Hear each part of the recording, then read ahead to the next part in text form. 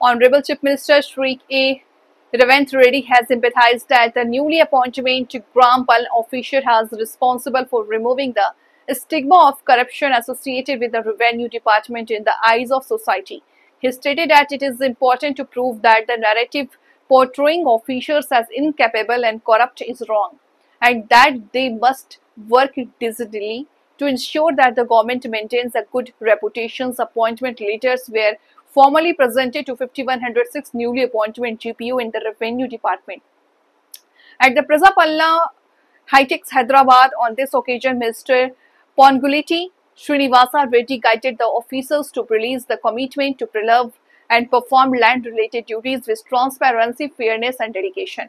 Addressing the officer, the Chief Minister said, "I have complete confidence in all of you. You who were partners in establishing a people-centered government in Telangana must now ensure that even minor mistakes do not harm the government reputation.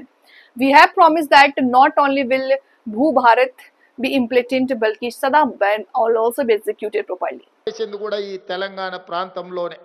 వీరే కాదు, ఆనాడు నక్సల్ బరి ఉద్యమంలో దున్నేవాడికే భూమి అని Naxal నినదిస్తే PV Narasimha Rao గారు మన తెలంగాణ బిడ్డ శ్రీమతి ఇందిరాగాంధీ గారిని ఒప్పించి మెప్పించి అగ్రికల్చర్ సీలింగ్ యాక్ట్ను తీసుకొచ్చి వేలాది ఎకరాల భూములున్న భూస్వాములను, జామీందారులను, జాగీర్దారుల నుంచి ఆ భూములను తీసుకొని దళితులకు, గిరిజనులకు, ఆదివాసీలకు, ఇతర వెనుకబడిన వర్గాలకు అసైన్మెంట్ పట్టాల పేరు మీద 25 లక్షల ఎకరాల భూ పంపకాలు ఈ తెలంగాణ భూగడ్డ మీదనే జరిగినాయి. ఇదే కాదు, పోడు భూముల పట్టాలు 10 లక్షల ఎకరాలు ఆదివాసీల కోసం కాంగ్రెస్ అధికారంలో ఉన్నప్పుడే పేదలకు పోడు భూముల పట్టాలను పంచివ్వడం జరిగింది. ఇవన్నీ నేను ఎందుకు చెప్తున్నా మిత్రులారా అంటే, ఈ తెలంగాణ ప్రాంతంలో భూమికి, ఇక్కడున్న పేదవాడికి, ఈ ప్రజలకున్న అవినాభావ సంబంధం తల్లికి బిడ్డకు ఉన్న సంబంధం. ఈ తల్లికి బిడ్డకున్న సందర్భంలో ఎవరైనా భూతల్లిని ఆక్రమించుకోవాలనుకున్నప్పుడు ఈ ప్రాంత ప్రజలు వీరోచితంగా పోరాటాలు చేసి వీరులుగా నిలబడి విజయం సాధించారు. ఆనాటి కొమరం భీముడి నుంచి మొదలు పెడితే మొన్నటి 2023 తెలంగాణ ఎన్నికల వరకు మీరు ఒకసారి చరిత్రను గమనించండి, ఒకసారి చరిత్రను పరిశీలించండి. ఈ చరిత్రలో భూమిని ఆక్రమించుకోవాలనుకున్న వాడిని, భూమిని చెరబట్టాలనుకున్న వాడిని ఈ ప్రాంత ప్రజలు దిగంతాలకు తరిమి కొట్టిన చరిత్ర ఉన్నది. ప్రత్యేక తెలంగాణ రాష్ట్రంలో ధనదాహంతో, భూదాహంతో ఈ భూమిని చెరబట్టాలన్న ఆలోచనతో ఆనాటి పాలకులు ధరణి అని ఒక భూతాన్ని సృష్టించారు. ఆ ధరణి భూతమే వాళ్ళ భూదాహాన్ని తీర్చుకోవడానికి వినియోగించుకోవాలనుకున్నారు.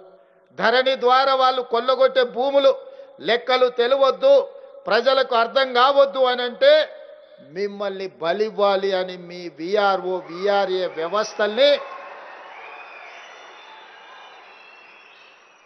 ధరణి ద్వారా కొల్లగొట్టాలనుకున్న వేలాది లక్షలాది ఎకరాల భూముల లెక్కలు పక్కాగా తెలిసిన విఆర్ఓ, విఆర్ఏలను తొలగించుకోకపోతే వాళ్ళ దోపిడీ గ్రామాన తెలుస్తుంది. వాళ్ళ దుర్మార్గాన్ని తెలంగాణ సమాజం ప్రశ్నిస్తుందని మిమ్మల్ని బలి పశువులుగా నిలబెట్టారు. అందుకే ఎప్పుడైనా విశ్వాసం కలిగిన కుక్కనైనా చంపాలి అని అంటే పిచ్చిదని ముద్రయ్యాలి అని పెద్దలు చెప్పారు.